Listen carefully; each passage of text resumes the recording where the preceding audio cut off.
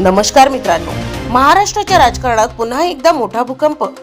सामाजिक कार्यकर्त्या अंजली दमानिया यांनी उपमुख्यमंत्री अजित पवार आणि त्यांचे पुत्र पार्थ पवार यांच्यावर आतापर्यंतचा सर्वात गंभीर आरोप केला आहे।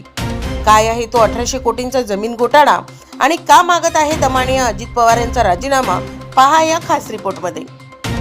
पुण्यातील मुंढवा येथील 1800 कोटींची जमीन अवघ्या 300 कोटींना हडपल्याचा धक्कादायक आरोप अंजली दमानिया यांनी केला आहे आणि या प्रकरणात थेट नाव घेतलं जातंय ते अजित पवारांचे पुत्र पार्थ पवार यांचं। हे प्रकरण इथेच थांबत नाही। अंजली दमानिया यांनी थेट गृहमंत्री देवेंद्र फडणवीस यांची भेट घेऊन अजित पवारांच्या राजीनाम्याची मागणी केली आहे।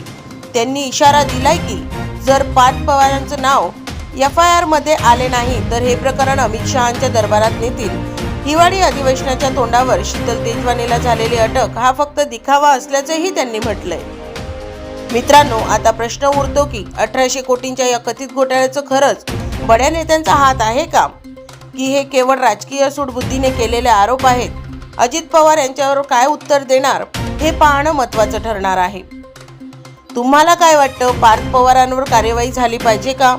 तुमचं मत खालील कमेंट बॉक्समध्ये नक्की सांगा। अशा सनसनाटी बातम्यांसाठी आपल्या चॅनलला सबस्क्राईब करायला विसरू नका आणि बेल आयकॉन नक्की दाबा। धन्यवाद।